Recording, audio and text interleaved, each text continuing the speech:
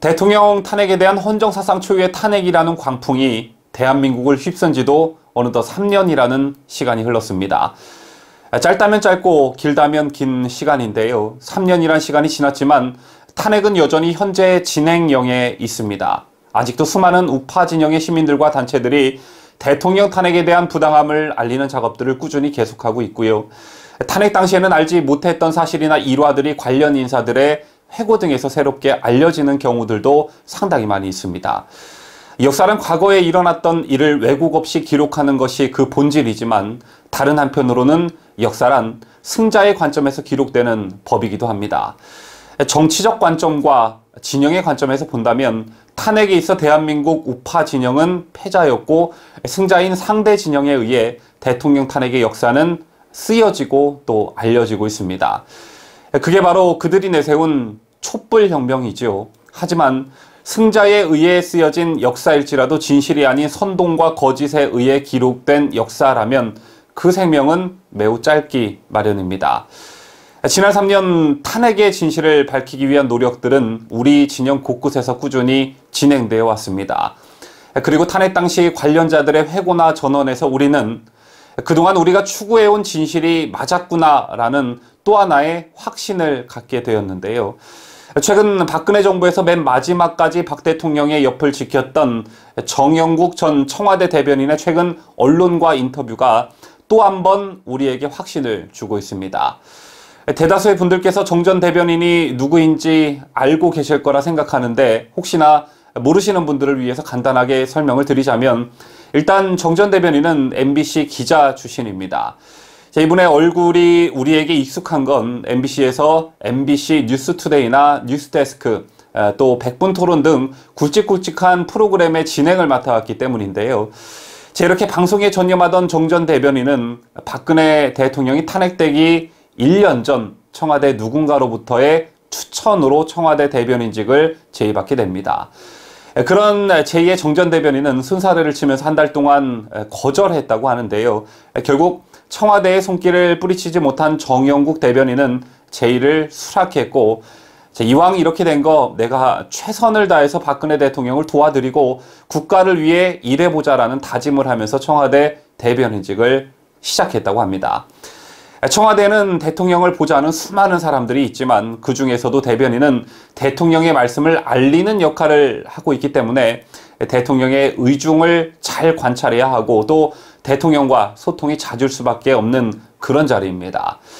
그런 자리에서 박근혜 대통령의 마지막을 지켰던 정영국 전 청와대 대변인이 당시의 청와대 상황과 박근혜 대통령과 관련한 비화를 언론과 인터뷰에서 상세하게 밝혔습니다.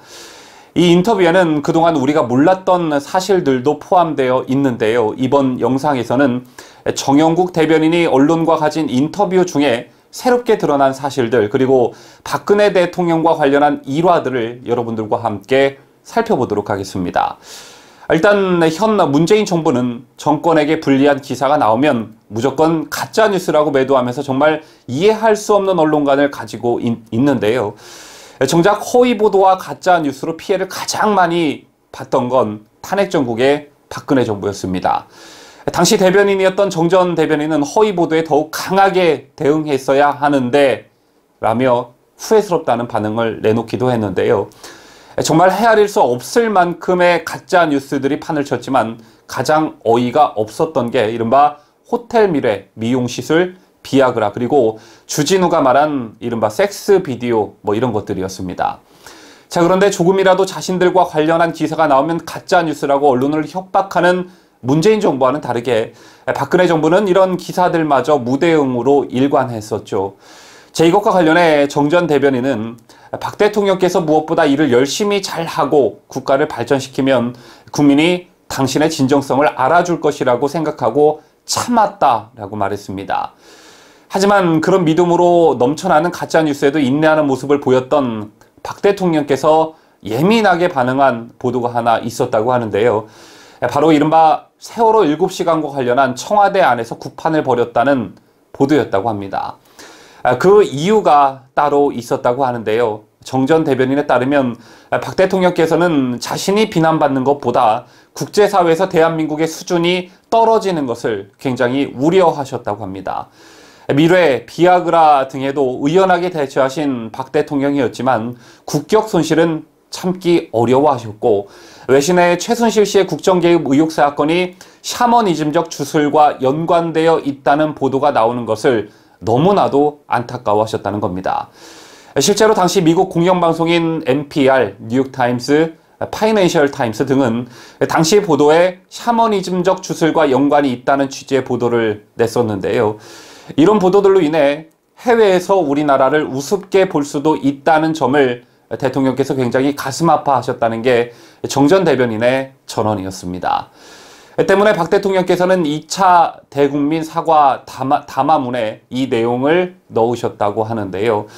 당시 박 대통령께서는 국민의 마음을 아프지 않게 해드리겠다는 각오로 노력해왔는데, 자, 이렇게 정반대의 결과를 낳게 되어 가슴이 찢어지는 느낌입니다. 심지어 제가 사이비 종교에 빠졌다거나 청와대에서 구술했다는 이야기까지 나오는데 이는 결코 사실이 아닙니다라는 점을 분명히 말씀드린다라며 이 내용을 따로 언급하시기도 했습니다. 그리고 정 전 대변인은 당시에 괴담 수준의 가짜뉴스를 접하면서 심장에 총알이 박히는 기분이었다고 해고했는데요. 정 전 대변인이 꼽은 가장 황당했던 가짜뉴스는 최순실 씨가 1호기에 동생이 했다는 기사였습니다. 속보로까지 나와서 정말 황당했다고 하는데요. 그때 당시에 가짜뉴스들이 얼마나 황당무계했는지 지금 생각해 봐도 참 어이가 없습니다. 정영국 대변인은 이번 언론과 인터뷰에서 가장 가까이서 박 대통령을 지켜봤던 한 사람으로서 느낀 자신의 소회도 직접 밝혔습니다. 여러분 모두 문재인 정부 초기에 기억하고 계신 장면 하나 있을 겁니다. 당시 청와대는 문재인의 취임 둘째 날 와이셔츠 차림으로 참모들과 함께 테이크아웃 커피를 하나씩 들고 청와대 경내를 산책한 사진을 공개했었습니다. 전직 대통령인 박근혜 대통령의 불통 이미지를 부각시키고 자신들을 잘 포장해 언론에 공개함으로써 대중의 감정적 지지를 이끌어내려는 의도였다고 보여지는데요. 자, 이런 대중에게 보여지는 일종의 쇼를 정 전 대변인은 박 대통령에게 건의했지만 대통령께서는 거절하셨다고 합니다. 당시 대통령께서는 딱 한마디만 하셨다고 하는데요. 그 말 한마디는 바로 열심히 일만 하면 되지 그런 게 왜 필요해요? 라고 하셨다고 합니다. 자, 이런 일화를 회상하며 정 전 대변인은 박 대통령은 이런 쇼는 절대 해서는 안 된다고 생각하는 분이었다라며 일종의 연출이 국민을 속이고 현혹하는 행위라고 생각했다고 전했습니다. 그러면서 박 대통령의 이러한 원리 원칙주의 때문에 불통 이미지가 생긴 것을 아쉬워하면서 박 대통령은 정말 나라밖에 모르는 분이었다. 국가와 결혼했다는 말이 실감났다. 자신의 아버지 때처럼 나라를 부강하게 만드는 것 외에는 다른 생각이 없었다. 밤늦게까지 보고서를 계속 읽고 밤낮 가리지 않고 수시로 수석들에게 전화하고 오죽하면 수석들이 전화 노이로제에 걸렸겠습니까? 라며 자신이 느낀 소회를 밝혔습니다. 박근혜 대통령은 대면 보고보다 전화 보고를 선호하셨다고 하는데요. 얼굴을 맞대고 논의하는 대면 보고가 소통을 잘한다는 언론 플레이도 할 수가 있고 다른 장점들이 많지만 참모들 시간을 빼앗지 않으려고 전화 보고를 더 선호하셨다고 합니다. 대면 보고 한다면서 왔다 갔다 하고 또 언론사 대동하고 이렇게 시간을 낭비하는 것보다 시간 낭비하지 말고 일만 열심히 하라는 취지였다고 하는데요. 대신에 소소한 것조차 전화로 다 물어보셨고 또 보고를 받았기 때문에 좀 전에 말씀드린 수석들이 이른바 전화 노이로제에 걸린 것이라고 합니다. 그러면서 잠도 잘 안 주무시고 관저에서 일하는 시간이 많았다고 하는데요.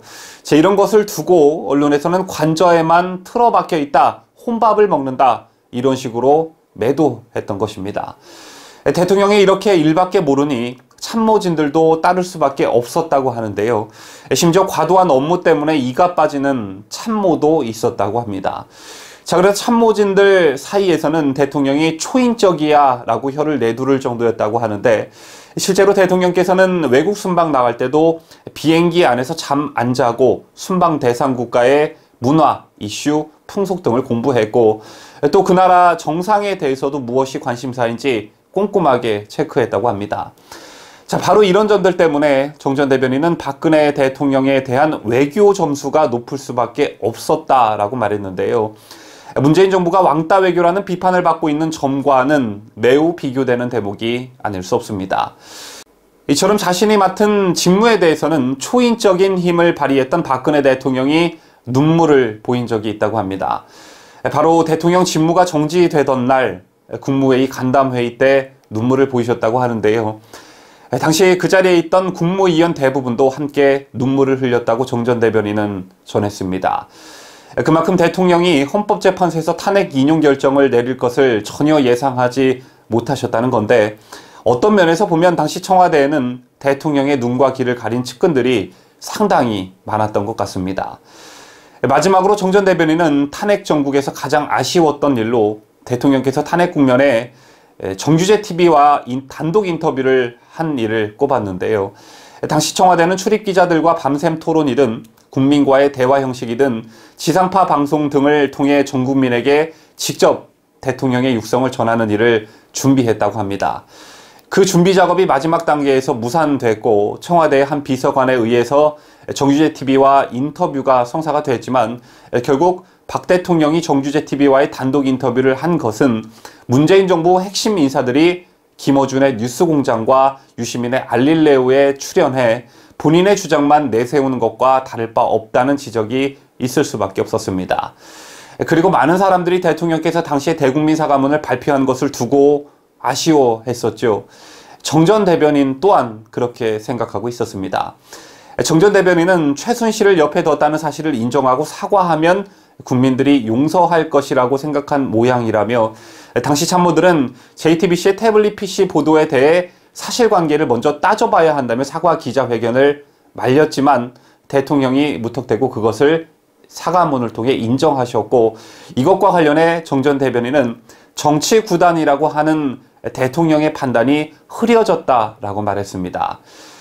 지금까지 정영국 전 청와대 대변의 인터뷰 내용을 보도해드렸는데요.